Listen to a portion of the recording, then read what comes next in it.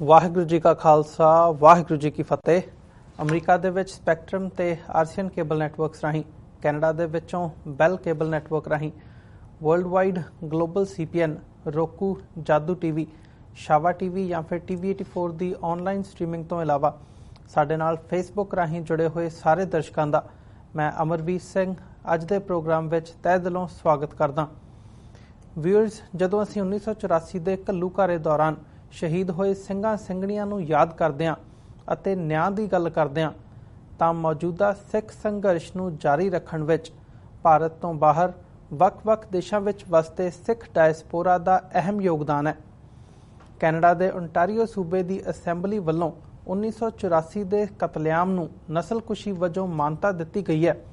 ਜਿਸ ਤੋਂ ਬਾਅਦ ਹੁਣ 1984 ਦੇ ਘੱਲੂਘਾਰੇ ਦੀ ਯਾਦ ਵਿੱਚ ਕੈਨੇਡਾ ਦੀਆਂ ਸਿੱਖ ਜਥੇਬੰਦੀਆਂ ਅਤੇ ਗੁਰਦੁਆਰਾ ਪ੍ਰਬੰਧਕ ਕਮੇਟੀਆਂ ਵੱਲੋਂ ਇੱਕ ਅਹਿਮ ਉਪਰਾਲਾ ਕੀਤਾ ਗਿਆ। ਆਉਂਦੀ 10 ਜੂਨ ਨੂੰ ਕੈਨੇਡਾ ਦੀ ਪਾਰਲੀਮੈਂਟ ਹਿੱਲ ਓਟਵਾ ਵਿਖੇ ਯੂਨਾਈਟਿਡ ਫਰੰਟ ਆਫ ਸਿੱਖਸ ਦੇ ਬੈਨਰ ਹੇਠ 1984 ਰਿਮੈਂਬਰੈਂਸ ਡੇ ਫਾਰ ਸੋਵਰਨਿਟੀ ਨਾਮਕ ਇੱਕ ਸਮਾਗਮ ਕਰਵਾਇਆ ਜਾ ਰਿਹਾ ਹੈ, ਜਿਸ ਵਿੱਚ ਓਨਟਾਰੀਓ, ਮੌਂਟਰੀਅਲ ਅਤੇ ਓਟਵਾ ਤੋਂ ਸਿੱਖ ਸੰਗਤਾਂ ਦੇ ਸ਼ਮੂਲੀਅਤ ਕਰਨ ਦੀ ਆਸ ਜਤਾਈ ਜਾ ਰਹੀ ਹੈ। ਇਸ ਸਮਾਗਮ ਸੰਬੰਧੀ ਵਧੇਰੇ ਜਾਣਕਾਰੀ ਲਈ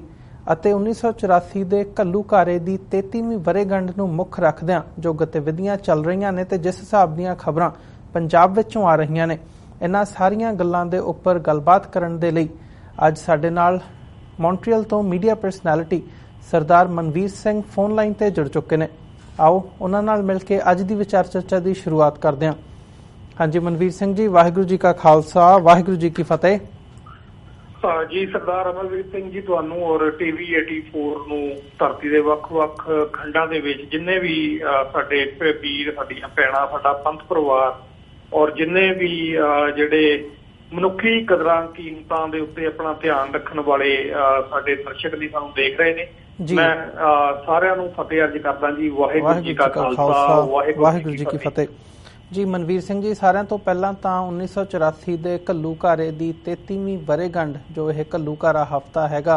ਅਸੀਂ TV 84 ਵੱਲੋਂ ਵੀ ਇਹ ਜਿਹੜਾ ਪੂਰਾ ਮਹੀਨਾ ਉਹ ਜੂਨ 84 ਦੇ ਸ਼ਹੀਦਾਂ ਨੂੰ ਸਮਰਪਿਤ ਕੀਤਾ ਹੋਇਆ। ਤਾਂ ਸਾਰਿਆਂ ਤੋਂ ਪਹਿਲਾਂ ਮੈਂ ਤੁਹਾਡੇ ਵਿਚਾਰ ਨੇ ਜਿਹੜੇ ਉਹ ਇਸ ਘੱਲੂਘਾਰੇ ਹਫ਼ਤੇ ਬਾਰੇ ਜਾਣਨਾ ਚਾਹੂੰਗਾ। 33ਵੀਂ ਵਰ੍ਹੇਗੰਢ ਮੌਕੇ ਤੁਸੀਂ ਕੀ ਮਹਿਸੂਸ ਕਰਦੇ ਹੋ? ਕੌਮ ਨੂੰ ਕੀ ਸੰਦੇਸ਼ ਦੇਣਾ ਚਾਹੋਗੇ? 33 ਸਾਲਾਂ ਦਾ ਜਿਹੜਾ ਸੰਘਰਸ਼ ਹੈਗਾ, ਅਸੀਂ ਕਿੱਥੋਂ ਸ਼ੁਰੂ ਹੋਏ ਸੀ, ਕਿੱਥੇ ਇੱਕ ਆਣ ਖਲੋਤੇ ਹਾਂ, ਤੇ ਓਵਰਆਲ ਜਿਹੜਾ ਮਾਹੌਲ ਬਣਿਆ ਹੋਇਆ, ਖਾਸ ਤੌਰ ਤੇ ਜਦੋਂ ਸਿੱਖ ਡਾਇਸਪੋਰਾ ਨੂੰ ਟਾਰਗੇਟ ਕੀਤਾ ਜਾਂਦਾ ਮੀਡੀਆ ਦੇ ਵੱਲੋਂ ਜਾਂ ਜਿੱਦਾਂ ਦੀਆਂ ਖਬਰਾਂ ਉੱਥੋਂ ਆ ਰਹੀਆਂ ਨੇ ਕੈਨੇਡਾ ਦੇ ਵਿੱਚ, ਖਾਸ ਤੌਰ ਤੇ ਜਿਵੇਂ ਲਾਈਨ ਲਈ ਗਈ ਹੈ ਬਦਨਾਮ ਕਰਨ ਦੀ, ਇਹ ਸਾਰੇ ਘਟਨਾਕ੍ਰਮ ਬਾਰੇ ਕੀ ਕਹਿਣਾ ਚਾਹੋਗੇ? ਸਰਦਾਰ ਅਮਰਵੀਰ ਸਿੰਘ ਜੀ, ਜਿਹੜੇ ਪਲਾਂ ਦੇ ਵਿੱਚ ਅਸੀਂ ਹੁਣ ਇਸ ਵਕਤ ਗੱਲ ਕਰ ਰਹੇ ਹਾਂ, ਉੱਥੇ ਹੁਣ ਪੰਜਾਬ ਦੀ ਧਰਤੀ ਦੇ ਉੱਤੇ ਸਾਡੀ ਜਿਹੜੀ ਸੰਘਰਸ਼ੀਲ ਧਰਤੀ ਹੈ, ਜਿਹੜੀ ਸਾਡੀ ਖਾਲਸੇ ਦੀ ਜਨਮ ਭੂਮੀ ਹੈ, ਖਾਲਿਸਤਾਨ, ਜਿਹਨੂੰ ਅਸੀਂ ਯਾਦ ਕਰਾਉਣਾ, ਉੱਥੇ ਇਸ ਵਕਤ ਜਿਹੜਾ 3 ਜੂਨ ਦੇ ਸਵੇਰ ਦੇ ਤਕਰੀਬਨ 7 ਵੱਜ ਚੁੱਕੇ ਨੇ। ਔਰ ਜਿਹੜੇ ਪਲਾਂ ਦੇ ਵਿੱਚ ਅਸੀਂ ਗੱਲ ਕਰ ਰਹੇ ਹਾਂ, ਇਹਨਾਂ ਪਲਾਂ ਦੇ ਵਿੱਚ ਉੱਥੇ ਜਿਹੜੀ ਭਾਰਤੀ ਹਕੂਮਤ ਵੱਲੋਂ, ਭਾਰਤ ਦੀ ਆਰਮੀ ਵੱਲੋਂ ਜਿਹੜੇ ਟੈਂਕਾਂ ਦੇ ਗੋਲੇ ਧੜਾ-ਧੜ ਦਾਗੇ ਜਾ ਰਹੇ ਸਨ, ਔਰ ਯਾਦ ਕਰ ਰਹੇ ਹਾਂ ਉਹਨਾਂ ਸ਼ਹੀਦਾਂ ਨੂੰ। 20ਵੀਂ ਸਦੀ ਦੇ ਮਹਾਨ ਸਿੱਖ ਸ਼ਹੀਦ ਸੰਤ ਬਾਬਾ ਜਰਨੈਲ ਸਿੰਘ ਜੀ ਖਾਲਸਾ ਪਿੰਡਰਾਂ ਵਾਲੇ, ਜਨਰਲ ਸ਼ਹੀਦ ਜਨਰਲ ਸਵੇਗ ਸਿੰਘ, ਭਾਈ ਅਮਰੀਕ ਸਿੰਘ, ਬਾਬਾ ਠਾਰਾ ਸਿੰਘ ਤੇ ਉਹਨਾਂ ਦੇ ਉਹ 35 ਜਾਂ 40 ਮਰਜੀਵੜੇ ਜਿਹੜੇ ਇਸ ਵਕਤ ਅੱਤ ਦੀ ਗਰਮੀ ਦੇ ਵਿੱਚ ਜਿਹੜੀ ਅੱਗ ਕੁਦਰਤੀ ਤੌਰ ਦੇ ਉੱਤੇ ਵਰ ਰਹੀ ਸੀ ਅਸਮਾਨ ਤੋਂ, ਔਰ ਹਿੰਦੁਸਤਾਨ ਦੀਆਂ ਫੌਜਾਂ ਵੱਲੋਂ ਟੈਂਕਾਂ ਤੋਪਾਂ ਦੇ ਰਾਹੀਂ ਜਿਹੜੀ ਅੱਗ ਵਧਾਈ ਜਾ ਰਹੀ ਸੀ, ਉਹਦਾ ਮੁਕਾਬਲਾ ਭੁੱਖੇ ਤਿਹਾਏ ਉਹ ਸਿੰਘ ਜਿਹੜੇ ਸਾਡੀ ਚੜ੍ਹਦੀ ਕਲਾ ਦਾ ਪ੍ਰਤੀਕ ਬਣ ਕੇ ਉਤਰੇ, ਸਿੱਖ ਕੌਮ ਦੀ ਜਿਹੜੀ ਹਿਸਟਰੀ ਹੈ, ਬਹਾਦਰੀ ਦੀ ਹਿਸਟਰੀ, ਉਹਦੇ ਇੱਕ ਨਵਾਂ ਅਧਿਆਏ ਜਿਹੜਾ ਇਸ ਵਕਤ ਜੋੜ ਰਹੇ ਸਨ। ਉਹਨਾਂ ਸ਼ੂਰਵੀਰ ਯੋਧਿਆਂ ਨੇ ਜਿਨ੍ਹਾਂ ਨੇ ਉਹ 2.5 ਲੱਖ ਦੀ ਫੌਜ ਭਾਰਤ ਭਰ ਦੀ ਜਿਹਨੇ ਪੰਜਾਬ ਨੂੰ ਘੇਰਿਆ ਔਰ ਹਰਿਮੰਦਰ ਸਾਹਿਬ ਦੇ ਉੱਤੇ ਅਟੈਕ ਕੀਤਾ, ਔਰ ਉਹਨਾਂ ਦਾ ਸਾਥ ਦੇ ਰਹੇ ਜਿਹੜੇ SAS ਇੰਗਲੈਂਡ ਦੀ ਜਿਹੜੀ ਆ ਸਰਵਿਸਿਜ਼ ਜਿਹੜੀਆਂ ਸੀਕ੍ਰੇਟ ਆਰਮੀ ਸਰਵਿਸਿਜ਼ ਜਾਂ ਇਸ ਤਰ੍ਹਾਂ ਦੀ ਕੋਈ ਜਥੇਬੰਦੀ ਉਹਨਾਂ ਨੇ ਇੰਗਲੈਂਡ ਦੀ ਗਵਰਨਮੈਂਟ ਨੇ ਸਾਥ ਦਿੱਤਾ। ਔਰ ਉਸ ਤੋਂ ਇਲਾਵਾ KVP ਰਸ਼ੀਆ, ਇਹ 3 ਕੰਟਰੀਆਂ ਜਿਹੜੀਆਂ 3 ਨਿਊਕਲੀਅਰ ਪਾਵਰਸ ਤਾਂ ਜਿਹੜੀਆਂ ਹੁਣ ਸਾਡੇ ਸਾਹਮਣੇ ਨੇ, ਉਹ ਸਾਥ ਦੇ ਰਹੀਆਂ ਸਨ। ਔਰ ਗੁਰੂ ਕਲਗੀਧਰ ਦੇ ਉਹ ਸ਼ੇਰ ਜਿਨ੍ਹਾਂ ਨੇ ਇਤਿਹਾਸ ਦੇ ਨਵੇਂ ਪੰਨਿਆਂ ਨੂੰ ਜਿਹੜਾ ਉੱਥੇ ਆਪਣੇ ਖੂਨ ਦੇ ਨਾਲ ਲਿਖਿਆ ਸੀ, ਉਹਨਾਂ ਦੀ ਸ਼ਹਾਦਤ ਨੂੰ ਕੋਟਾਨ ਕੋਟ ਜਿਹੜਾ ਸਜਦਾ ਕਰਦੇ ਆ। ਔਰ ਹਰ ਪਲ ਜਦ ਤੱਕ ਸਿੱਖ ਕੌਮ ਉਹਨਾਂ ਦੇ ਮਿੱਥੇ ਹੋਏ ਟੀਚੇ ਕੌਮੀ ਘਰ ਖਾਲਿਸਤਾਨ ਦੀ ਪ੍ਰਾਪਤੀ ਨਹੀਂ ਕਰ ਲੈਂਦੇ, ਉਸਨੂੰ ਆਜ਼ਾਦ ਨਹੀਂ ਕਰਾ ਲੈਂਦੇ, ਤਦ ਤੱਕ ਉਹਨਾਂ ਦੇ ਖੂਨ ਦਾ ਇੱਕ ਕਤਰਾ ਜਿਹੜਾ ਸਾਡੇ ਸਿਰ ਦੇ ਉੱਤੇ ਕਰਜ਼ ਹੈ। ਸੋ ਆਸ ਕਰਦਾ ਕਿ ਸਾਰੀ ਕੌਮ ਇਸ ਕਰਜ਼ ਨੂੰ ਲਾਉਣ ਦੇ ਲਈ, ਸ਼ਹੀਦਾਂ ਦੇ ਸੁਪਨਿਆਂ ਨੂੰ ਸਾਕਾਰ ਕਰਨ ਦੇ ਲਈ, ਔਰ ਉਸ ਹਿੰਦੂਤਵੀ ਹਕੂਮਤ ਜਿਹਨੇ ਇਹ ਤੀਜਾ ਘੱਲੂਕਾਰਾ ਸਾਡੇ ਉੱਤੇ ਵਰਤਾਇਆ, ਕਿਉਂਕਿ ਜਦੋਂ ਅਸੀਂ ਵੇਖਦੇ ਹਾਂ ਇਸ ਤੋਂ ਪਹਿਲਾਂ ਵਾਲੇ 2 ਘੱਲੂ ਘਰੇ ਵਰਤਾਉਣ ਵਾਲੀਆਂ ਹਕੂਮਤਾਂ ਨੂੰ ਖਾਲਸੇ ਨੇ ਉਸ ਧਰਤੀ ਦੇ ਉੱਤੋਂ ਨਖੇੜ ਕੇ ਨਿਸਤੋ ਨਾਬੂਦ ਕਰ ਦਿੱਤਾ। ਸੋ ਇਹ ਜਿਹੜੀ ਤੀਜੀ ਹਕੂਮਤ ਹੈ, ਜਿਹੜੀ ਹਿੰਦੁਸਤਾਨ ਦੀ ਹਕੂਮਤ ਹੈ, ਇੰਡੀਅਨ ਆਰਮੀ ਹੈ, ਜਦ ਤੱਕ ਅਸੀਂ ਇਹਨਾਂ ਕੋਲੋਂ ਇਸ ਘੱਲੂ ਘਾਰੇ ਦੇ ਹਿਸਾਬ ਦੇ ਵਿੱਚ ਜਿਹੜਾ ਖਾਲਿਸਤਾਨ ਆ ਉਹਨੂੰ ਆਜ਼ਾਦ ਨਹੀਂ ਕਰਵਾ ਲੈਂਦੇ, ਔਰ ਜਿਹੜੇ ਇਹਦੇ ਦੋਸ਼ੀ ਨੇ, ਗੁਨਾਹਗਾਰ ਨੇ, ਜਿਨ੍ਹਾਂ ਨੂੰ ਸਜ਼ਾਵਾਂ ਹੋ ਚੁੱਕੀਆਂ ਨੇ ਜਾਂ ਜਿਹੜੇ ਬਿਨਾਂ ਸਜ਼ਾਵਾਂ ਤੋਂ ਇਸ ਧਰਤੀ ਤੋਂ ਰੁਖਸਤ ਹੋ ਗਏ ਨੇ, ਜਦ ਤੱਕ ਅਸੀਂ ਜਿਹੜੇ ਅਕਾਊਂਟਸ ਨੇ ਆਪਣੇ ਸੈਟਲ ਨਹੀਂ ਕਰ ਲੈਂਦੇ, ਅਸੀਂ ਉਹਨਾਂ ਦੇ ਬਾਅਦ ਵੀ, ਉਹਨਾਂ ਦੇ ਮਰਨ ਤੋਂ ਬਾਅਦ ਵੀ ਉਹਨਾਂ ਦੇ ਉੱਤੇ ਮੁਕੱਦਮੇ ਚਲਾ ਕੇ ਉਹਨਾਂ ਨੂੰ ਸਜ਼ਾਵਾਂ ਨਹੀਂ ਦੇ ਦਿੰਦੇ, ਉਦੋਂ ਤੱਕ ਅਸੀਂ ਚੈਨ ਦੀ ਨੀਂਦ ਹੈ ਜਿਹੜੀ ਉਹ ਨਹੀਂ ਸੌ ਸਕਦੇ। ਜੀ ਮਨਵੀਰ ਸਿੰਘ ਜੀ, ਜਿਵੇਂ ਤੁਸੀਂ ਆਪਣੇ ਵਿਚਾਰਾਂ ਦਾ ਪ੍ਰਗਟਾਵਾ ਕੀਤਾ ਤੇ ਵਿਚਾਰ ਸਾਂਝੇ ਕੀਤੇ ਆ, ਬੜੇ ਹੀ ਭਾਵਪੂਰਨ ਜਿਹੜੇ ਨੇ ਤੁਹਾਡੇ ਵਿਚਾਰ ਨੇ ਇਸ ਸਾਰੇ ਜੋ ਘਟਨਾਕ੍ਰਮ ਹੈਗਾ ਹੁਣ ਤੇ ਜਿਹੜੇ ਦਿਨ ਚੱਲ ਰਹੇ ਨੇ, ਹਾਲਾਂਕਿ ਸਾਰੀ ਸਿੱਖ ਕੌਮ ਇੱਦਾਂ ਦਾ ਮਹਿਸੂਸ ਕਰਦੀ ਹੈ। ਤੇ ਜੇ ਗੱਲ ਕਰੀਏ remembrance March the, remembrance day for ਸਵਰਨਿਟੀ ਜਿਹੜਾ ਪ੍ਰੋਗਰਾਮ ਉਲੀਕਿਆ ਗਿਆ ਹੈਗਾ 10 ਜੂਨ ਨੂੰ ਕੈਨੇਡਾ ਦੇ ਵਿੱਚ ਜਿਹੜੀ ਪਾਰਲੀਮੈਂਟ ਹਿੱਲ ਹੈਗੀ ਆ ਓਟਾਵਾ ਵਿਖੇ, ਉੱਥੇ ਇਹ ਉਲੀਕਿਆ ਗਿਆ। ਥੋੜ੍ਹਾ ਜਿਹਾ ਇਸ ਬਾਰੇ ਸਾਡੇ ਦਰਸ਼ਕਾਂ ਨੂੰ ਸਾਨੂੰ ਜਾਣਕਾਰੀ ਦਿਓ ਕਿ ਕੀ ਸੋਚ ਕੇ ਇਹ ਪ੍ਰੋਗਰਾਮ ਉਲੀਕਿਆ ਗਿਆ, ਇਹਦਾ ਮੰਤਵ ਕੀ ਹੈਗਾ ਤੇ ਕਿਸ ਹਿਸਾਬ ਦਾ ਜਿਹੜਾ ਪਲੈਨਿੰਗ ਚੱਲ ਰਹੀ ਹੈ ਹੁਣ, ਉੱਥੇ ਕੌਣ ਆ ਰਿਹਾ ਤੇ ਕਿਸ ਹਿਸਾਬ ਦਾ ਇਕੱਠ ਉੱਥੇ ਹੋਣ ਜਾ ਰਿਹਾ ਹੈ। ਤੁਸੀਂ ਜੋ ਉਲੀਕ ਰਹੇ ਹੋ, ਉੱਥੋਂ ਦੀਆਂ ਜਿਹੜੀਆਂ ਕੈਨੇਡਾ ਦੀਆਂ ਸਿੱਖ ਸੰਗਤਾਂ ਨੇ ਉਹ ਉਲੀਕ ਰਹੀਆਂ ਨੇ, ਤੇ ਜਿਹੜੀ ਕੈਨੇਡਾ ਦੀ ਗਵਰਨਮੈਂਟ ਹੈਗੀ ਹੈ ਉਹਦੇ ਨਾਲ ਜਿਹੜਾ ਰਾਬਤਾ ਹੈਗਾ ਇਸ ਸੰਬੰਧੀ ਕਿਸ ਉਪਰਾਲੇ ਵੱਲ ਕੀ ਪੇਸ਼ਕਦਮੀ ਕੀਤੀ ਜਾ ਰਹੀ ਹੈ? ਜੀ ਸਰਦਾਰ ਅਮਰਵੀਰ ਸਿੰਘ ਜੀ, ਜਿਹੜੀਆਂ ਕੌਮਾਂ ਆਪਣੇ ਇਤਿਹਾਸ ਨੂੰ ਭੁੱਲ ਜਾਂਦੀਆਂ ਨੇ, ਉਹ ਕੌਮਾਂ ਖੁਦ ਬਹੁਤ ਜਲਦ ਇਤਿਹਾਸ ਦਾ ਹਿੱਸਾ ਬਣ ਜਾਇਆ ਕਰਦੀਆਂ ਨੇ। ਮਤਲਬ ਉਹਨਾਂ ਦੀ ਜਿਹੜੀ ਹੋਂਦ ਹੈ ਉਹ ਧਰਤੀ ਤੋਂ ਖਤਮ ਹੋ ਜਾਂਦੀ ਹੈ ਤੇ ਉਹ ਸਿਰਫ ਲੋਕ ਗਾਥਾਵਾਂ ਦਾ ਹਿੱਸਾ ਬਣ ਜਾਂਦੀਆਂ ਨੇ ਕਿ ਕੌਮ ਹੋਇਆ ਕਰਦੀ ਸੀ। ਇਸ ਲਈ ਸਾਨੂੰ ਜਿਹੜਾ ਆਪਣਾ ਇਤਿਹਾਸ ਹੈ ਉਹਨੂੰ ਯਾਦ ਰੱਖਣਾ ਬਹੁਤ ਜ਼ਰੂਰੀ ਹੈ। ਔਰ ਮੈਂ ਸਮਝਦਾ ਵੀ ਕੈਨੇਡਾ ਦੇ ਵਿੱਚ ਅਸੀਂ ਜਿੱਥੇ ਅਲੱਗ-ਅਲੱਗ ਤਰੀਕਿਆਂ ਦੇ ਨਾਲ ਨਗਰ ਕੀਰਤਨ ਰਾਹੀਂ ਗੁਰਦੁਆਰਿਆਂ ਦੇ ਵਿੱਚ ਸਮਾਗਮ ਕਰਾਏ ਜਾਂਦੇ ਸਨ, ਉਹਨਾਂ ਰਾਹੀਂ ਕਰਾਏ ਜਾਂਦੇ ਨੇ, ਹੁਣ ਵੀ ਵੱਖ-ਵੱਖ ਤਰ੍ਹਾਂ ਦੇ ਨਾਲ ਸੈਮੀਨਾਰ ਕਰਾ ਕੇ ਅਸੀਂ ਅਲੱਗ-ਅਲੱਗ ਪ੍ਰੋਗਰਾਮ ਜਿਹੜੇ ਹਮੇਸ਼ਾ, ਕਿਉਂਕਿ ਜੂਨ 1984 ਅਤੇ ਨਵੰਬਰ 1984 ਇਹ ਪੂਰਾ ਵਰ੍ਹਾ ਜਿਹੜਾ 84 ਦਾ ਘੱਲੂਘਾਰਾ ਸਿੱਖ ਕੌਮ ਦੇ ਉੱਤੇ ਜਿਹੜਾ ਹਿੰਦੂਤਵੀ ਹਕੂਮਤ ਵੱਲੋਂ ਸ਼ੁਰੂ ਹੋਇਆ, ਅਜੇ ਤੱਕ ਜਾਰੀ ਹੈ, ਇਹ ਯਾਦ ਰੱਖਣਾ ਬਹੁਤ ਜ਼ਰੂਰੀ ਹੈ। ਕਿਉਂਕਿ ਇਹ ਜਿਹੜਾ ਇਤਿਹਾਸ ਦੇ ਉਹ ਪਰਚੇ ਨੇ, ਜੇ ਅਸੀਂ ਭੁੱਲ ਗਏ ਤਾਂ ਬਹੁਤ ਜਲਦ ਜਿਹੜਾ ਸਾਨੂੰ ਆਪਣੇ ਧਰਮ ਵਿਰਸੇ ਤੇ ਆਪਣੇ ਬੋਲੀ ਨਾਲੋਂ ਬਹੁਤ ਜਲਦ ਜਿਹੜੀਆਂ ਕੋਸ਼ਿਸ਼ਾਂ ਹਿੰਦੂਤਵ ਹਕੂਮਤ ਦੀਆਂ ਜਾਰੀ ਨੇ ਉਹ ਸਾਨੂੰ ਤੋੜ ਦੇਣਗੀਆਂ। ਸੋ ਕਲੈਕਟਿਵ ਤੌਰ ਦੇ ਉੱਤੇ ਸਾਰੇ ਕੈਨੇਡਾ ਦੇ ਵਿੱਚ ਕੋਈ ਐਫਰਟ ਜਿਹੜਾ ਉਹ ਨਹੀਂ ਸੀ ਸਾਹਮਣੇ ਆ ਰਿਹਾ, ਕਿਉਂਕਿ ਅਸੀਂ ਅਲੱਗ-ਅਲੱਗ ਛੋਟੇ ਸਮਾਗਮ ਕਰਦੇ ਸੀ। ਤੇ ਇਸ ਕਰਕੇ ਜਦੋਂ ਪਿਛਲੇ ਮਹੀਨੇ ਅਸੀਂ ਸਿੱਖ ਹੈਰੀਟੇਜ ਮੰਥ ਦੀਆਂ ਤਿਆਰੀਆਂ ਕਰ ਰਹੇ ਸੀਗੇ, ਉਦੋਂ ਇਹ ਵਿਚਾਰ ਸਾਹਮਣੇ ਆਇਆ ਸੀ ਕਿ ਕੋਈ ਨਾ ਕੋਈ ਕਲੈਕਟਿਵ ਪ੍ਰੋਗਰਾਮ ਆ, ਜਿਹੜਾ ਨੈਸ਼ਨਲ ਪ੍ਰੋਗਰਾਮ ਆ ਕੈਨੇਡਾ ਦਾ, ਉਹ ਲਿਖਿਆ ਜਾਵੇ ਤਾਂ ਕਿ ਜਿਹੜੀ ਸਿੱਖ ਕੌਮ ਦੀ ਆਵਾਜ਼ ਹੈ ਕੈਨੇਡਾ ਦੇ ਵਿੱਚ ਇੱਕ ਸਾਂਝੇ ਮੰਚ ਤੋਂ, ਇੱਕ ਵੱਡੇ ਮੰਚ ਤੋਂ ਜਿਹੜੀ ਹੈ ਬੁਲੰਦ ਆਵਾਜ਼ ਦੇ ਵਿੱਚ ਬੁਲੰਦ ਕੀਤੀ ਜਾਵੇ। ਸੋ ਇਸ ਕਰਕੇ ਇਹ ਜਿਹੜਾ ਸੁਝਾਅ ਆਇਆ, ਸੋ ਇਹਦੇ ਤੇ ਕੁਝ ਮੀਟਿੰਗਸ ਹੋਈਆਂ ਔਰ ਇਸ ਈਵੈਂਟ ਨੂੰ ਜਿਹੜਾ ਸਾਰੇ ਕੈਨੇਡਾ ਦੇ ਸਿੱਖਾਂ ਵੱਲੋਂ ਯੂਨਾਈਟਿਡ ਫਰੰਟ ਆਫ ਸਿੱਖਸ, ਇਸ ਨਾਂ ਦੇ ਥੱਲੇ, ਇਹ ਕੋਈ ਮੈਂ ਦੱਸ ਦਿਆਂ ਕਿ ਕੋਈ ਸੰਸਥਾ ਨਹੀਂ ਹੈ, ਕੋਈ ਰਜਿਸਟਰਡ ਸੰਸਥਾ ਨਹੀਂ ਹੈ। ਯੂਨਾਈਟਿਡ ਫਰੰਟ ਆਫ ਸਿੱਖਸ ਜਿਹੜੀ ਆ ਇਹ ਕਲੈਕਟਿਵ ਨਾਂ ਇੱਕ ਰੱਖ ਲਿਆ ਗਿਆ, ਜਿਹਦੇ ਥੱਲੇ ਸਾਰੇ ਕੈਨੇਡਾ ਭਰ ਦੀਆਂ ਗੁਰਦੁਆਰਾ ਕਮੇਟੀਆਂ, ਜਿੰਨੀਆਂ ਵੀ ਸਿੱਖ ਜਥੇਬੰਦੀਆਂ ਨੇ, ਹਿਊਮਨ ਰਾਈਟਸ ਜਥੇਬੰਦੀਆਂ ਨੇ, ਉਹਨਾਂ ਦੇ ਜਿਹੜੇ ਕਲੈਕਟਿਵ ਉਦਮ ਦੇ ਨਾਲ ਇਹ ਜਿਹੜਾ ਪ੍ਰੋਗਰਾਮ ਆ ਉਹ ਰੱਖਿਆ ਗਿਆ। ਸੋ ਇਸ ਪ੍ਰੋਗਰਾਮ ਦੇ ਵਿੱਚ ਮੈਂ ਤੁਹਾਨੂੰ ਜਾਣਕਾਰੀ ਦੇ ਰਿਹਾ ਕਿ ਹੁਣ ਤੱਕ ਜਿਹੜੀ ਕਨਫਰਮੇਸ਼ਨ ਆ, ਜਿਹੜੀਆਂ ਮੁੱਖ ਤੌਰ ਦੇ ਉੱਤੇ ਜਥੇਬੰਦੀਆਂ ਜਿਨ੍ਹਾਂ ਦਾ ਪੂਰਾ ਇਸ ਪ੍ਰੋਗਰਾਮ ਦੇ ਵਿੱਚ ਸਹਿਯੋਗ ਹੈ, ਉਹਨਾਂ ਦੇ ਵਿੱਚ Ontario gurdwara committee, Ontario Sikh and gurdwara council, Sikh for justice, Shiromani Akali Dal Amritsar, BC Sikh council, all gurdwara ਜਿਹੜੇ ਨੇ ਬ੍ਰਿਟਿਸ਼ ਕੋਲੰਬੀਆ ਦੇ, ਔਰ ਉਹਨਾਂ ਤੋਂ ਇਲਾਵਾ ਜਿਹੜੀ ਤੁਹਾਡੀ Sikh coordination committee east coast USA ਹੈ, ਉਹਨਾਂ ਦਾ ਵੀ ਪੂਰਨ ਸਹਿਯੋਗ ਹੈ, ਔਰ ਓਟਵਾ ਸਿੱਖ ਸੁਸਾਇਟੀ। ਸੋ ਇਹ ਸਾਰੀਆਂ ਜਥੇਬੰਦੀਆਂ ਤਕਰੀਬਨ ਜਿਹੜੇ ਨਾਰਥ ਅਮਰੀਕਾ ਦੇ ਜਾਂ ਈਸਟਰਨ ਅਮਰੀਕਾ ਦੇ ਔਰ ਪੂਰੇ ਨਾਰਥ ਅਮਰੀਕਾ ਦੇ ਜਿਹੜੇ ਜਿੰਨੇ ਵੀ ਗੁਰਦੁਆਰਾ ਸਾਹਿਬਾਨ ਨੇ ਉਹਨਾਂ ਨੂੰ ਜਿਹੜਾ ਰਿਪਰੈਜ਼ੈਂਟ ਕਰਦੀਆਂ, ਔਰ ਤਕਰੀਬਨ ਸਾਰੀਆਂ ਸਿੱਖ ਧਰਾਂ ਦੀ ਜਿਹੜੀ ਇਹਦੇ 'ਚ ਸ਼ਮੂਲੀਅਤ ਹੈ।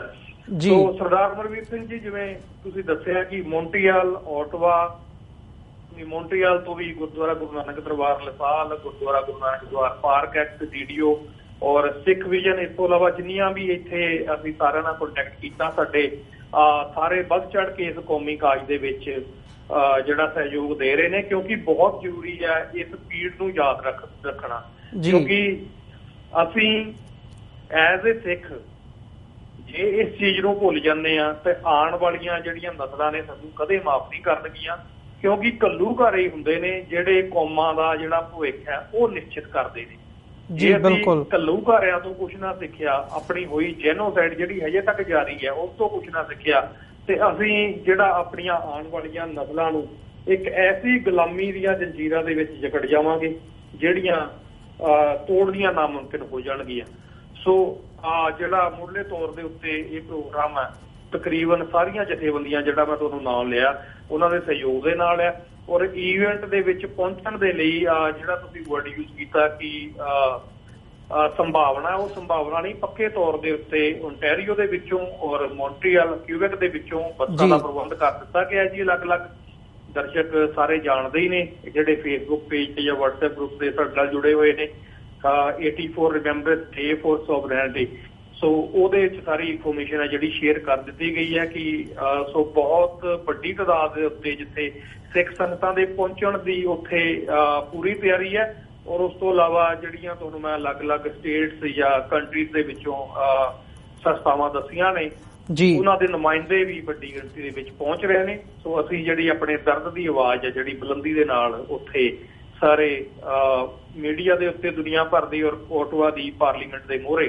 ਜਿਹੜਾ ਇਹ ਪ੍ਰੋਗਰਾਮ ਹੋਣ ਜਾ ਰਿਹਾ, ਸੋ ਕੈਨੇਡਾ ਦੀ ਪਾਰਲੀਮੈਂਟ ਦੇ ਠੀਕ ਸਾਹਮਣੇ ਇਹ ਜਿਹੜੀ ਹੱਕ, ਸੱਚ ਤੇ ਸਾਡੇ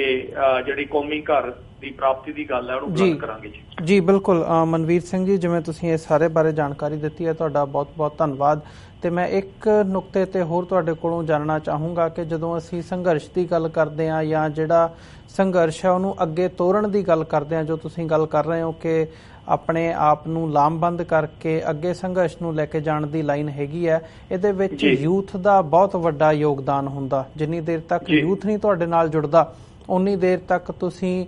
ਕੌਮ ਦੀ ਜਿਹੜੀ ਭੁਗਤ ਹੈਗੀ ਆ ਉਹ ਨਹੀਂ ਸਵਾਰ ਸਕਦੇ। ਸੋ ਯੂਥ ਦੇ ਉਪਰਾਲੇ ਨਾਲ ਇਸ ਇਵੈਂਟ ਦੇ ਵਿੱਚ ਕੀ ਸੰਭਾਵਨਾਵਾਂ ਦੇਖਣ ਨੂੰ ਮਿਲ ਸਕਦੀਆਂ ਨੇ ਜਾਂ ਕੀ ਉਪਰਾਲੇ ਕੀਤੇ ਜਾ ਰਹੇ ਨੇ, ਖਾਸ ਤੌਰ ਤੇ ਜਦੋਂ ਯੂਥ ਦੀ ਇਨਵੋਲਵਮੈਂਟ ਦੀ ਗੱਲ ਕਰਦੇ ਹਾਂ, ਉਹ ਭਾਵੇਂ ਪ੍ਰਬੰਧਕੀ ਲੈਵਲ ਤੇ ਹੋਵੇ, ਪਾਰਟਿਸਿਪੈਂਟਸ ਦੇ ਲੈਵਲ ਤੇ ਹੋਵੇ ਜਾਂ ਕਿਸੇ ਹੋਰ ਲੈਵਲ ਤੇ ਪੇਸ਼ਕਾਰੀ ਦੇ ਲੈਵਲ ਤੇ ਹੋਵੇ, ਉਸ ਬਾਰੇ ਸਾਨੂੰ ਜੇ ਤੁਸੀਂ ਥੋੜਾ ਜਿਹਾ ਦੱਸ ਸਕੋ। ਜੀ ਜ਼ਰੂਰ ਸਰਦਾਰ ਅਮਰਵੀਰ ਸਿੰਘ ਜੀ, ਯੂਥ ਦਾ ਪੂਰਾ ਸਹਿਯੋਗ ਹੈ, ਸਾਨੂੰ ਮੈਸੇਜ ਆ ਰਹੇ ਨੇ, ਸਭ ਦੀਆਂ ਜਿਹੜੀਆਂ ਆਪਣੀਆਂ ਡਿਊਟੀਆਂ ਪੁੱਛ ਰਹੇ ਨੇ, ਔਰ ਖਾਸ ਕਰਕੇ ਇਸ ਵਾਰ ਜਿਹੜੀ ਨਵੇਕਲੀ ਗੱਲ ਤੁਹਾਨੂੰ ਦੇਖਣ ਨੂੰ ਮਿਲੇਗੀ ਕਿ ਸਾਡਾ ਜਿਹੜਾ ਸਟੂਡੈਂਟ ਵਰਕ ਹੈ, ਇੰਟਰਨੈਸ਼ਨਲ ਸਟੂਡੈਂਟ ਵਰਕ ਔਰ ਕੈਨੇਡੀਅਨ ਸਟੂਡੈਂਟ ਵਰਕ, ਇਹਦੀ ਸ਼ਮੂਲੀਅਤ ਵੱਡੇ ਤੌਰ ਦੇ ਉੱਤੇ ਤੁਹਾਨੂੰ ਇਸ ਪ੍ਰੋਗਰਾਮ ਦੇ ਵਿੱਚ ਵੇਖਣ ਨੂੰ ਮਿਲੇਗੀ। ਸੋ ਬਿਲਕੁਲ ਯੂਥ ਸਾਡੇ ਮੋਢੇ ਦੇ ਨਾਲ ਮੋਢਾ ਜੋੜ ਕੇ ਆਪਣੀ ਸਿੱਖ ਕੌਮ ਦਾ ਹਿੱਸਾ ਉਹ ਚੱਲ ਰਿਹਾ ਜੀ। ਸੋ ਵੱਡੀ ਤਾਦਾਦ ਦੇ ਵਿੱਚ ਜਿੰਨੀਆਂ ਵੀ ਟੋਰਾਂਟੋ ਦੀਆਂ ਯੂਨੀਵਰਸਿਟੀਜ਼ ਨੇ ਜਾਂ ਓਟਵਾ ਦੀਆਂ ਨੇ ਜਾਂ ਮੌਂਟਰੀਅਲ ਦੀਆਂ ਨੇ, ਹਰੇਕ ਜਗ੍ਹਾ ਦੇ ਉੱਤੋਂ ਸਾਨੂੰ ਯੂਥ ਨੇ ਕੰਟੈਕਟ ਕੀਤਾ ਔਰ ਉਹਨਾਂ ਨੂੰ ਅਸੀਂ ਉੱਥੇ ਇਵੈਂਟ ਦੀ ਆਰਗੇਨਾਈਜੇਸ਼ਨ ਵਿੱਚ ਵੀ ਸ਼ਾਮਲ ਕੀਤਾ। ਸੋ ਯੂਥ ਦੇ ਵਿੱਚ ਵੱਲੋਂ ਵੀ ਬਹੁਤ ਵਧੀਆ ਪੋਜ਼ਿਟਿਵ ਰਿਸਪੌਂਸ ਹੈ। ਸੋ ਇੱਕ ਤਰ੍ਹਾਂ ਦੇ ਨਾਲ ਇਹ ਜਿਹੜਾ ਇਵੈਂਟ ਆ ਇਹ ਸ਼ੁਰੂਆਤ ਹੋਏਗਾ ਕੈਨੇਡਾ ਦੇ ਵਿੱਚ ਜਿਹੜਾ ਕਲੈਕਟਿਵ ਕੰਮ ਅਸੀਂ ਅੱਗੇ ਇਸ ਘੱਲੂਘਾਰੇ ਦੇ ਸੰਬੰਧ ਦੇ ਵਿੱਚ ਔਰ ਆਪਣੀ ਆਜ਼ਾਦੀ ਦੇ ਸੰਬੰਧ ਦੇ ਵਿੱਚ ਜਿਹੜਾ ਅਸੀਂ ਹੋਰ ਉਹਨੂੰ ਨਵੇਕਲੀ ਦਿਸ਼ਾ ਵੱਲ ਜਿਹੜਾ ਮੋੜ ਦੇਣ ਦੀ ਕੋਸ਼ਿਸ਼ ਕਰ ਰਹੇ ਹਾਂ। ਸੋ ਇਹ ਜਿਹੜਾ ਪ੍ਰੋਗਰਾਮ ਹੈ 10 ਜੂਨ ਵਾਲਾ, ਆਉਣ ਵਾਲੀ 10 ਜੂਨ ਨੂੰ, ਇਹ ਇੱਕ ਮੀਲ ਪੱਥਰ ਸਾਬਤ ਹੋ ਕੇ ਨਿਬੜੇਗਾ ਜੀ। ਬਿਲਕੁਲ ਇਹੀ ਉਮੀਦ ਕਰਦੇ ਹਾਂ ਤੇ ਆਉਣ ਵਾਲੇ ਸਮੇਂ ਦੇ ਵਿੱਚ ਦੇਖਾਂਗੇ ਕਿ ਜਿਹੜੀਆਂ ਹਵਾਵਾਂ ਨੇ ਉਹ ਕਿਸ ਦਿਸ਼ਾ ਦੇ ਵੱਲ ਵਹਿੰਦੀਆਂ ਨੇ। ਤੇ ਮਨਵੀਰ ਸਿੰਘ ਜੀ, ਜੇ ਹੁਣ ਗੱਲ ਕਰੀਏ, ਇੱਕ ਪਾਰਟ ਸਾਡੀ ਡਿਸਕਸ਼ਨ ਦੇ ਵਿੱਚੋਂ ਰਹਿ ਗਿਆ ਸੀ ਜਦੋਂ ਅਸੀਂ ਗੱਲ ਕੀਤੀ ਸੀ ਕਿ ਜੋ ਪ੍ਰੋਪੇਗੈਂਡਾ ਹੈਗਾ ਉਹ ਭਾਰਤ ਦੇ ਵੱਲੋਂ, ਭਾਰਤ ਦੇ ਜਿਹੜਾ ਮੀਡੀਆ ਹੈਗਾ ਖਾਸ ਤੌਰ 'ਤੇ ਜਦੋਂ ਕੋਈ ਸਿੱਖਾਂ ਦੀ ਕੋਈ ਐਕਟੀਵਿਟੀ ਹੁੰਦੀ ਹੈ ਜਾਂ ਕਿਸੇ ਗੱਲ 'ਤੇ ਰਿਸਪੌਂਸ ਹੁੰਦਾ, ਉਹਨੂੰ ਕਿਵੇਂ ਵਧਾ ਚੜਾ ਕੇ ਤੇ ਅੱਤਵਾਦ ਦੇ ਜਾਂ ਮਿਲੀਟੈਂਸੀ ਦੇ ਖਾਤੇ ਦੇ ਵਿੱਚ ਪਾ ਕੇ ਪੇਸ਼ ਕੀਤਾ ਜਾਂਦਾ ਤੇ ਕਿਵੇਂ ਇੱਕ ਹਊਆ ਕ੍ਰੀਏਟ ਕੀਤਾ ਜਾਂਦਾ, ਉਹਦੀ ਜਿਹੜੀ ਇੱਕ ਮਿਸਾਲ ਹੈਗੀ ਉਹ ਪਿਛਲੇ ਕੁਝ ਦਿਨਾਂ ਤੋਂ ਦੇਖਣ ਨੂੰ ਮਿਲ ਰਹੀ ਹੈ ਕਿ ਕਿਵੇਂ ਜਿਹੜਾ ਮੀਡੀਆ ਦੇ ਵਿੱਚੋਂ ਕੁਝ ਕਲਿੱਪਿੰਗਸ ਕੱਟ ਕੇ ਸੋਸ਼ਲ ਮੀਡੀਆ ਦੇ ਉੱਪਰੋਂ ਉਹ ਮੀਡੀਆ ਦੇ ਵਿੱਚ ਦਿਖਾਈਆਂ ਜਾ ਰਹੀਆਂ ਨੇ। ਤੇ ਖਾਸ ਤੌਰ 'ਤੇ ਕੈਨੇਡਾ ਦੇ ਵਿੱਚ ਜਿਹੜੀ ਸਟਰਗਲ ਹੈਗੀ ਹੈ, ਸਿੱਖ ਸਟਰਗਲ, ਜਿਹੜੀ ਆਪਣੀ ਉਹ ਭਾਵੇਂ ਵੱਖਰੀ ਆਈਡੈਂਟੀਟੀ ਦੀ ਗੱਲ ਕਰਦੇ ਨੇ, ਭਾਵੇਂ ਆਪਣੇ ਵੱਖਰੇ ਰਾਜ ਦੀ ਗੱਲ ਕਰਦੇ ਨੇ, ਤੇ ਉਹਨਾਂ ਨੂੰ ਬਦਨਾਮ ਕਰਨ ਦੀ ਜਿਹੜੀ ਇੱਕ ਲਾਈਨ ਹੈ ਉਹ ਲਈ ਹੋਈ ਹੈ। ਉਹ ਸਪੈਸੀਫਿਕਲੀ ਭਾਵੇਂ ਸਿੱਖਸ ਫॉर ਜਸਟਿਸ ਦੇ ਹਵਾਲੇ ਨਾਲ ਹੋਵੇ ਜਾਂ ਬਾਈ ਨੇਮ ਜਿਹੜੇ ਬੰਦਿਆਂ ਨੂੰ ਨਾਮ ਲੈ ਕੇ ਟਾਰਗੇਟ ਕੀਤਾ ਜਾ ਰਿਹਾ ਹੈ, ਇਸ ਬਾਰੇ ਤੁਸੀਂ ਕੀ ਕਹਿਣਾ ਚਾਹੋਗੇ? ਤੇ ਪ੍ਰੋਪੇਗੈਂਡਾ ਕਿੰਨਾ ਕੁ ਘਾਤਕ ਹੈਗਾ ਤੇ ਸਾਡੇ ਜਿਹੜੇ ਸਿੱਖ ਕੌਮ ਦੇ ਨੁਮਾਇੰਦੇ ਹੈਗੇ ਆ ਉਹ ਇਹਨੂੰ ਟੈਕਲ ਕਰਨ ਦੇ ਲਈ ਕੀ ਕਰ ਰਹੇ ਨੇ? ਜੀ ਸਰਦਾਰ ਅਮਰਵੀਰ ਸਿੰਘ ਜੀ, ਬੜਾ ਵਧੀਆ ਸਵਾਲ ਹੈ ਤੁਹਾਡਾ। ਔਰ ਮੈਂ ਸਮਝਦਾ ਕਿ ਇਹ ਸਾਨੂੰ ਇਹਦਾ ਮੁੱਢ ਵੇਖਣ ਦੀ ਲੋੜ ਹੈ। ਜਦੋਂ ਸਾਨੂੰ ਗੱਲ ਕੀਤੀ ਜਾਂਦੀ ਹੈ ਕਿ ਗੱਲ ਸ਼ੁਰੂ ਕੀਤੀ ਜਾਂਦੀ ਹੈ ਹਿੰਦੁਸਤਾਨ ਵੱਲੋਂ, ਉਹਨਾਂ ਦੇ ਮੀਡੀਆ ਵੱਲੋਂ ਗੱਲ ਸ਼ੁਰੂ ਕੀਤੀ ਜਾਂਦੀ ਹੈ ਖਾਲਿਸਤਾਨ ਨੂੰ। ਸੋ ਖਾਲਿਸਤਾਨ ਜਿਹੜਾ ਸ਼ਬਦ ਹੈ ਉਹਨੂੰ ਇੱਕ ਜਿਵੇਂ ਕਹਿੰਦੇ ਹੁੰਦੇ ਉਹਨਾਂ ਦੀ ਭਾਸ਼ਾ ਦੇ ਵਿੱਚ ਆਪਾਂ ਦੱਸੀਏ ਕਿ ਅਛੂਤ ਬਣਾ ਕੇ ਪੇਸ਼ ਕੀਤਾ ਜਾਂਦਾ, ਜਦਕਿ ਖਾਲਿਸਤਾਨ ਜਿਹੜਾ ਇਹ ਭਾਰਤ ਦੀਆਂ ਅਦਾਲਤਾਂ, ਭਾਰਤ ਦੀ ਸੁਪਰੀਮ ਕੋਰਟ ਤੱਕ ਜਿਹੜਾ ਇਹ ਫੈਸਲਾ ਸੁਣਾ ਚੁੱਕੀ ਆ ਕਿ ਖਾਲਿਸਤਾਨ ਦੀ ਭਾਵ ਕਿ ਕਿਸੇ ਵੀ ਆਜ਼ਾਦ ਖਿੱਤੇ ਦੀ ਗੱਲ ਕਰਨਾ ਹਿੰਦੁਸਤਾਨ ਦੇ ਕਨਸਟੀਟਿਊਸ਼ਨ ਦੇ ਮੁਤਾਬਕ ਗਲਤ ਨਹੀਂ ਹੈ ਜੀ। ਸੋ ਖਾਲਿਸਤਾਨ ਦੀ ਜਿਹੜੀ ਗੱਲ ਹੈ ਔਰ ਇਹ ਬੜੀ ਲੰਬੀ ਲੜਾਈ, ਤਕਰੀਬਨ 10 ਸਾਲ ਦੀ ਲੜਾਈ ਲੜ ਕੇ ਜਿਹੜੇ ਸਰਦਾਰ ਸਿਮਰਨਜੀਤ ਸਿੰਘ ਮਾਨ ਹੋਣੀ, ਸ਼੍ਰੋਮਣੀ ਅਕਾਲੀ ਦਲ ਅੰਮ੍ਰਿਤਸਰ ਦੇ ਇੰਟਰਨੈਸ਼ਨਲ ਪ੍ਰੈਜ਼ੀਡੈਂਟ ਨੇ, ਉਹਨਾਂ ਨੇ ਇਹ ਸੁਪਰੀਮ ਕੋਰਟ ਤੋਂ ਹੱਕ ਸਿੱਖ ਕੌਮ ਨੂੰ ਲੈ ਕੇ ਦਿੱਤਾ। ਸੋ ਅਮਰਵੀਰ ਸਿੰਘ ਜੀ, ਜਿਹੜਾ ਵਰਲਡ ਕਾਨੂੰਨੀ ਤੌਰ ਦੇ ਉੱਤੇ ਕੋਈ ਗੈਰ ਸੰਵਿਧਾਨਕ ਨਹੀਂ ਹੈ ਕਿਸੇ ਮੁਲਕ ਦੇ ਵਿੱਚ, ਤੇ ਜਿਹੜਾ ਵਰਲਡ ਇਖਲਾਕੀ ਤੌਰ ਦੇ ਉੱਤੇ ਵੀ, ਜਿਵੇਂ ਉਹ ਹਿੰਦੁਸਤਾਨ ਜਿੰਦਾਬਾਦ ਕਹਿੰਦੇ ਨੇ, ਕਿਸੇ ਨੂੰ ਕੋਈ ਇਤਰਾਜ਼ ਨਹੀਂ ਹੈ, ਅਸੀਂ ਕਦੀ ਇਤਰਾਜ਼ ਨਹੀਂ ਕੀਤਾ ਜਦ ਕਿ ਉਹਦਾ ਨਾਮ ਭਾਰਤ ਜਾਂ ਇੰਡੀਆ ਹੈ। ਸੋ ਖਾਲਿਸਤਾਨ ਕਹਿਣ ਦੇ ਵਿੱਚ ਇਹ ਸਿਰਫ ਤੇ ਸਿਰਫ ਇੱਕ ਵਰਲਡ ਨੂੰ ਹਊਆ ਬਣਾ ਕੇ ਪੇਸ਼ ਕੀਤਾ ਜਾਂਦਾ, ਇੱਕ ਦਹਿਸ਼ਤਗਰਦੀ ਦਾ ਨਮੂਨਾ ਬਣਾ ਕੇ ਪੇਸ਼ ਕੀਤਾ ਜਾਂਦਾ ਇੱਕ ਉਸ ਹਕੂਮਤ ਵੱਲੋਂ। ਕਿਉਂਕਿ ਜਿਸ ਹਕੂਮਤ ਨੂੰ ਡਰ ਹੁੰਦਾ ਨਾ ਕਿ ਸਾਡੀ ਨੀਂਹ ਜਿਹੜੀ ਆ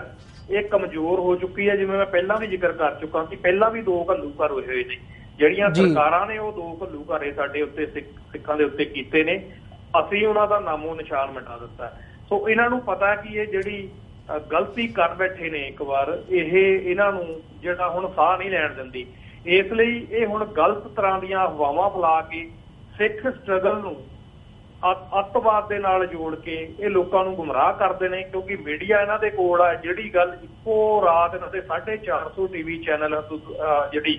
ਹਿੰਦੂਤਵਾ ਹਕੂਮਤ ਦਾ, ਉਹ ਇੱਕੋ ਹੀ ਗੱਲ ਲੋਕਾਂ ਨੂੰ ਦਿਖਾਈ ਜਾਊਗਾ। ਖਾਲਿਸਤਾਨ ਦਾ ਨਾਂ ਜਿੱਥੇ ਲੈਣਾ ਉੱਥੇ ਸਾਡਾ ਦਿਖਾਈ ਜਾਣਗੇ, ਇੱਥੇ ਅੱਤਵਾਦੀ ਆ ਗਏ, ਵੱਖਵਾਦੀ ਆ ਗਏ, ਟੈਰਰਿਸਟ ਆ ਗਏ, ਜਾਣੀ ਕਿ ਜਿਹੜੀ ਕਹਾਣੀ ਆ ਉਹਦਾ ਟੋਟਲੀ ਦੂਜਾ ਰੂਪ ਜਿਹੜਾ ਉਹ ਪੇਸ਼ ਕੀਤਾ ਜਾਂਦਾ, ਜਿਹੜਾ ਬਹੁਤ ਛੋਟਾ ਹਿੱਸਾ। ਔਰ ਜੇ ਅੱਤਵਾਦ ਦੀ ਗੱਲ ਕਰਨੀ ਹੋਵੇ ਤੇ ਪੰਜਾਬ ਦੇ ਵਿੱਚ ਇਹਨਾਂ ਨੇ ਜਦੋਂ ਦਾ ਇਹ ਸੋ ਕਾਲਡ ਆਜ਼ਾਦੀ ਇਹਨਾਂ ਦੀ 1947 ਦੇ ਵਿੱਚ ਆਈ ਆ, ਉਸ ਤੋਂ ਲੈ ਕੇ ਹੁਣ ਤੱਕ ਹਜੇ ਵੀ ਨਸਲਕੁਸ਼ੀ ਚੱਲ ਰਹੀ ਹੈ। ਪਿਛਲੇ ਦਿਨਾਂ ਦੇ ਵਿੱਚ ਜਿਹੜੀਆਂ ਇਹਨਾਂ ਨੇ ਅਰੈਸਟ ਕੀਤੀਆਂ ਨੇ, ਜਿਸ ਤਰ੍ਹਾਂ ਦੇ ਕੇਸ ਪਾਏ ਗਏ ਨੇ, ਕੋਈ ਸੰਭਾਵਨਾ ਨਹੀਂ ਹੈ ਕਿ ਉਹਨਾਂ ਨੂੰ ਛੱਡਣਗੇ। ਨੀਤ ਇਹਨਾਂ ਦੀ ਸਾਫ਼ ਨਹੀਂ ਹੈ ਜੀ। ਇਹ ਜਿਹੜੀ ਨਸਲਕੁਸ਼ੀ ਲਗਾਤਾਰਤਾ ਦੇ ਨਾਲ ਚੱਲ ਰਹੀ ਹੈ, ਇਹਨਾਂ ਨੇ ਇਹ ਮੁਖੌਟਾ ਪਾਇਆ ਹੋਇਆ ਇੱਕ ਅੱਤਵਾਦ ਦਾ, ਜਦਕਿ ਅਸਲੀਅਤ ਇਹ ਹੈ ਕਿ ਸਿੱਖਾਂ ਦੀ ਜਿਹੜੀ ਸਟਰਗਲ ਹੈ ਮੁੱਢਲੇ ਰੂਪ ਦੇ ਵਿੱਚ, ਉਹ ਕੱਲੀ ਪੰਜਾਬ ਦੇ ਲਈ ਨਹੀਂ, ਕੱਲੀ ਸਿੱਖਾਂ ਦੇ ਲਈ ਨਹੀਂ, ਉਹ ਬਲਕਿ ਭਾਰਤ ਭਰ ਦੇ ਵਿੱਚ ਜਿੰਨੀ ਵੀ ਇਹ ਸਟੇਟਸ ਨੇ, ਉਹਨਾਂ ਦੇ ਹੱਕਾਂ ਨੂੰ ਜਿਹੜੀ ਆ ਉਹ ਪਰਣਾਈ ਹੋਈ ਸੀ। ਜੇ ਅਨੰਦਪੁਰ ਸਾਹਿਬ ਦੇ ਮਤੇ ਦੀ ਅਸੀਂ ਗੱਲ ਕਰੀਏ ਤੇ ਅਨੰਦਪੁਰ ਸਾਹਿਬ ਦਾ ਮਤਾ ਕੇਵਲ ਸਿੱਖਾਂ ਲਈ ਨਹੀਂ ਸੀ, ਕੇਵਲ ਪੰਜਾਬ ਦੇ ਲਈ ਨਹੀਂ ਸੀ, ਬਲਕਿ ਪੂਰੇ ਭਾਰਤ ਭਰ ਦੇ ਲਈ ਸੀ। ਪਰ ਅਫਸੋਸ ਦੀ ਗੱਲ ਇਹ ਹੈ ਕਿ ਉਹ ਇਸ ਤਰ੍ਹਾਂ ਦੀਆਂ ਜਿਹੜੀਆਂ ਚੀਜ਼ਾਂ ਨੇ ਉਹ ਆਪਣੇ ਮੀਡੀਆ ਦੇ ਵਿੱਚ ਦੱਸਦੇ ਨਹੀਂ। ਸੋ ਪ੍ਰੋਪੋਗੰਡਾ, ਇਹਨਾਂ ਦੀ ਸਾਰੀ ਮਸ਼ੀਨਰੀ, ਇਹਨਾਂ ਦਾ ਇੱਕੋ ਹੀ ਜ਼ੋਰ ਲੱਗਾ ਹੋਇਆ ਕਿ ਸਿੱਖਾਂ ਨੂੰ ਅੱਤਵਾਦੀ ਜਿਹੜਾ ਆ ਉਹ ਬਣਾ ਕੇ ਦੁਨੀਆ ਅੱਗੇ ਪੇਸ਼ ਕਰਨਾ। ਪਰ ਹੁਣ ਜਿਵੇਂ ਜਿਵੇਂ ਸੋਸ਼ਲ ਮੀਡੀਆ ਵੱਧ ਰਿਹਾ, ਜਿਵੇਂ ਜਿਵੇਂ ਦਖਲ ਅੰਦਾਜ਼ੀ ਬਾਹਰਲੇ ਮੁਲਕਾਂ ਦੀ ਵੱਧ ਰਹੀ ਹੈ, ਜਿਵੇਂ ਜਿਵੇਂ ਜਿਹੜਾ ਵਰਲਡ ਇੱਕ ਗਲੋਬਲ ਵਿਲੇਜ ਜਿਹਨੂੰ ਕਹਿੰਦੇ ਆ ਉਹਨੂੰ ਬਣਨ ਵੱਲ ਵੱਧ ਰਿਹਾ, ਉਦੋਂ ਇਹ ਜਿਹੜੀਆਂ ਲੋਕ ਪੜ੍ਹ ਲਿਖ ਰਹੇ ਨੇ, ਬਾਹਰ ਨਿਕਲ ਰਹੇ ਨੇ, ਸਟੂਡੈਂਟ ਸਾਡੇ ਤਕਰੀਬਨ ਹਰ ਇੱਕ ਮੁਲਕ ਦੇ ਵਿੱਚ ਨੇ। ਸੋ ਬਾਹਰੋਂ ਬਹਿ ਕੇ ਜਿਹੜੀ ਇਨਫੋਰਮੇਸ਼ਨ ਅਸੀਂ ਵੇਖਦੇ ਹਾਂ, ਸ਼ੇਅਰ ਕਰਦੇ ਹਾਂ, ਉਹਨੇ ਇਹਨਾਂ ਦੀ ਨੀਂਦ ਹਰਾਮ ਕੀਤੀ ਹੋਈ ਹੈ ਕਿ ਜਿਹੜਾ ਸਾਡਾ ਇਹ ਦੰਭ ਜਿਹੜਾ ਇਹਨਾਂ ਨੇ ਬਣਾਇਆ ਹੋਇਆ ਸੀਗਾ ਜਦੋਂ ਸੋ ਕਾਲਡ ਆਜ਼ਾਦੀ ਤੋਂ ਬਾਅਦ, ਉਹ ਇਹਨਾਂ ਦਾ ਉਤਰਨਾ ਸ਼ੁਰੂ ਹੋਇਆ। ਸੋ ਇਹਨਾਂ ਨੂੰ ਹੁਣ ਆਪਣੀਆਂ ਜਿਹੜੀਆਂ ਲਾਲ ਕਿਲੇ ਦੀਆਂ ਨੀਹਾਂ ਨੇ ਉਹ ਹਿਲਦੀਆਂ ਨਜ਼ਰ ਆ ਰਹੀਆਂ ਨੇ। ਇਹੀ ਵਜ੍ਹਾ ਹੈ ਕਿ ਇਹ ਖਾਲਿਸਤਾਨ ਦੇ ਵਰਡ ਨੂੰ ਇੱਕ ਹਊਆ ਬਣਾ ਕੇ ਪੇਸ਼ ਕਰ ਰਹੇ ਨੇ। ਸਾਡੀ ਸਟਰਗਲ ਨੂੰ, ਜਿਹੜੀ ਹੱਕਾਂ ਦੀ ਸਟਰਗਲ ਹੈ, ਉਹਨੂੰ ਇੱਕ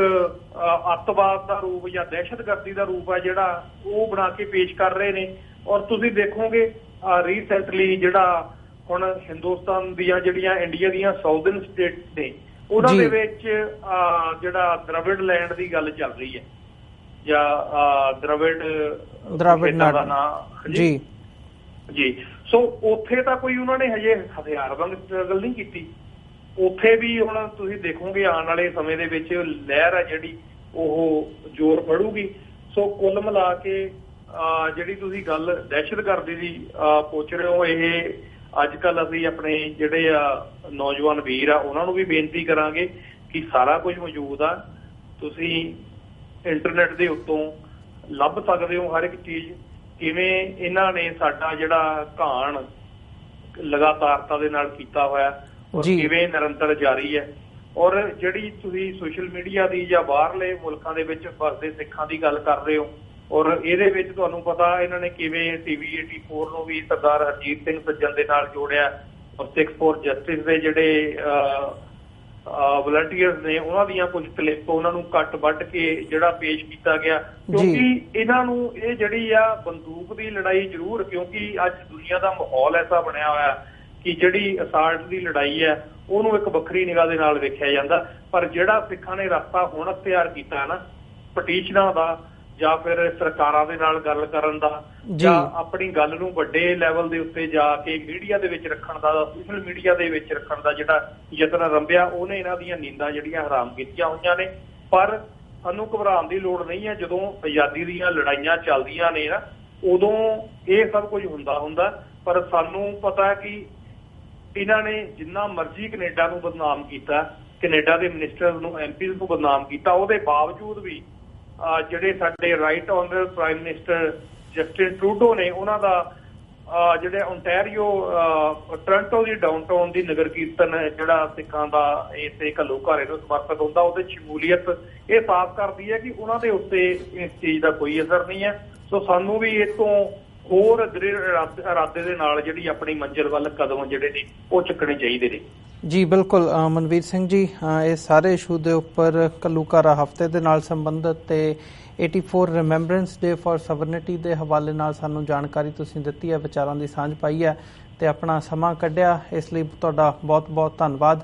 ਅੱਜ ਦੇ ਸ਼ੋਅ ਦੇ ਵਿੱਚ ਸਾਡਾ ਹੁਣ ਜਿਹੜਾ ਸਮਾਂ ਹੈਗਾ ਉਹ ਮੈਂ ਦੇਖ ਰਿਹਾ ਸਮਾਪਤੀ ਦੇ ਵੱਲ ਜਾ ਰਿਹਾ ਤੇ ਤੁਹਾਡੇ ਕੋਲੋਂ ਅੱਜ ਅਸੀਂ ਇੱਥੇ ਹੀ ਇਜਾਜ਼ਤ ਚਾਹਾਂਗੇ। ਦੁਬਾਰਾ ਫਿਰ ਤੁਹਾਡੇ ਨਾਲ ਜ਼ਰੂਰ ਵਿਚਾਰਾਂ ਦੀ ਸਾਂਝ ਪਾਵਾਂਗੇ ਕਿਸੇ ਹੋਰ ਇਸ਼ੂ ਦੇ ਉੱਪਰ। ਇਜਾਜ਼ਤ ਦਿਓ ਮਨਵੀਰ ਸਿੰਘ ਜੀ, ਤੁਹਾਡਾ ਬਹੁਤ-ਬਹੁਤ ਧੰਨਵਾਦ ਜੀ। ਵਾਹਿਗੁਰੂ ਜੀ ਕਾ ਖਾਲਸਾ, ਵਾਹਿਗੁਰੂ ਜੀ ਕੀ ਫਤਿਹ ਜੀ। ਵਾਹਿਗੁਰੂ ਜੀ ਕੀ ਫਤਿਹ। ਵਿਊਅਰਸ, ਜਿਵੇਂ ਕਿ ਅਸੀਂ ਮਨਵੀਰ ਸਿੰਘ ਨਾਲ ਗੱਲਬਾਤ ਕੀਤੀ ਹੈ ਕਿ ਜਿਹੜਾ ਇੱਕ ਖਾਸ ਤੌਰ ਤੇ 1984 ਦੇ ਸ਼ਹੀਦਾਂ ਨੂੰ ਯਾਦ ਕਰਦਿਆਂ ਹੋਇਆਂ ਤੇ ਕੌਮ ਦਾ ਜਿਹੜਾ ਸੰਘਰਸ਼ ਹੈਗਾ ਉਹਨੂੰ ਅੱਗੇ ਤੋਰਨ ਦੇ ਮੰਤਵ ਦੇ ਨਾਲ ਇੱਕ ਕਲੈਕਟਿਵ ਐਫਰਟ ਕੈਨੇਡਾ ਦੀਆਂ ਸਿੱਖ ਸੰਗਤਾਂ ਵੱਲੋਂ, ਗੁਰਦੁਆਰਾ ਕਮੇਟੀਆਂ ਵੱਲੋਂ ਤੇ ਪੰਥਕ ਜਥੇਬੰਦੀਆਂ ਵੱਲੋਂ ਕੀਤਾ ਜਾ ਰਿਹਾ। ਉਹ ਆਉਂਦੀ 10 ਜੂਨ ਨੂੰ ਕੈਨੇਡਾ ਦੀ ਪਾਰਲੀਮੈਂਟ ਹਿੱਲ ਜਿਹੜੀ ਆਟਵਾ ਵਿਖੇ ਸਥਿਤ ਹੈਗੀ ਹੈ, ਉੱਥੇ ਉਹ ਇੱਕ 84 ਰਿਮੈਂਬਰੈਂਸ ਡੇ ਫॉर ਸਵਰਨਿਟੀ ਦੇ ਨਾਮ ਥੱਲੇ ਇਹ ਇੱਕ ਇਕੱਠ ਹੈਗਾ, ਸਮਾਗਮ ਹੋ ਰਿਹਾ ਹੈ। ਸੋ ਜਿੰਨੀਆਂ ਕੁ ਸੰਗਤਾਂ ਜਿਹੜੀਆਂ ਸਾਨੂੰ ਇਸ ਸਮੇਂ ਦੇਖ ਰਹੀਆਂ ਨੇ, ਸੁਣ ਰਹੀਆਂ ਨੇ, ਉਹ ਜ਼ਰੂਰ ਇੱਥੇ ਪਹੁੰਚਣ ਤੇ ਜਿਹੜੇ ਸ਼ਹੀਦ ਹੈਗੇ ਆ ਉਹਨਾਂ ਨੂੰ ਸ਼ਰਧਾ ਦੇ ਫੁੱਲ ਭੇਟ ਕਰਨ। ਸੋ ਅੱਜ ਦੇ ਸ਼ੋਅ ਦੇ ਵਿੱਚ ਜਿੱਥੇ ਅਸੀਂ ਇੱਥੇ ਹੀ ਸਮਾਪਤੀ ਕਰਦੇ ਹਾਂ, ਜਾਂਦੇ ਜਾਂਦੇ ਮੈਂ ਤੁਹਾਡੇ ਚਰਨਾਂ ਦੇ ਵਿੱਚ ਬੇਨਤੀ ਵੀ ਕਰਦੇ ਹਾਂ ਕਿ TV84 ਨੂੰ ਚੱਲਦਾ ਰੱਖਣ ਦੇ ਲਈ ਅਤੇ ਅੱਗੇ ਵਧਾਉਣ ਦੇ ਲਈ ਸਾਨੂੰ ਤੁਹਾਡੀ ਸਹਾਇਤਾ ਦੀ ਲੋੜ ਹੈਗੀ ਹੈ। TV84 ਨੂੰ ਡੋਨੇਟ ਕਰਨ ਦੇ ਲਈ ਤੁਸੀਂ ਸਾਡੀ ਵੈਬਸਾਈਟ www.tv84.tv ਤੇ ਜਾ ਕੇ ਡੋਨੇਟ ਕਰ ਸਕਦੇ ਹੋ ਅਤੇ ਮੰਥਲੀ ਡੋਨੇਸ਼ਨਸ ਦੇ ਲਈ ਪਲੈਜ ਕਰ ਸਕਦੇ ਹੋ। ਇੱਕ ਵਾਰ ਮੈਂ ਦੁਬਾਰਾ ਵੈਬਸਾਈਟ ਰਿਪੀਟ ਕਰਦਾ ਹਾਂ, www.tv84.tv। ਇਸੇ ਦੇ ਨਾਲ ਅਸੀਂ ਅੱਜ ਦਾ ਸ਼ੋਅ ਇੱਥੇ ਹੀ ਸਮਾਪਤ ਕਰਦੇ ਹਾਂ। ਦੁਬਾਰਾ ਫਿਰ ਅਗਲੇ ਹਫਤੇ ਤੁਹਾਡੇ ਨਾਲ ਮੁਲਾਕਾਤ ਹੋਵੇਗੀ। ਇਜਾਜ਼ਤ ਦਿਓ ਜੀ। ਵਾਹਿਗੁਰੂ ਜੀ ਕਾ ਖਾਲਸਾ, ਵਾਹਿਗੁਰੂ ਜੀ ਕੀ ਫਤਿਹ।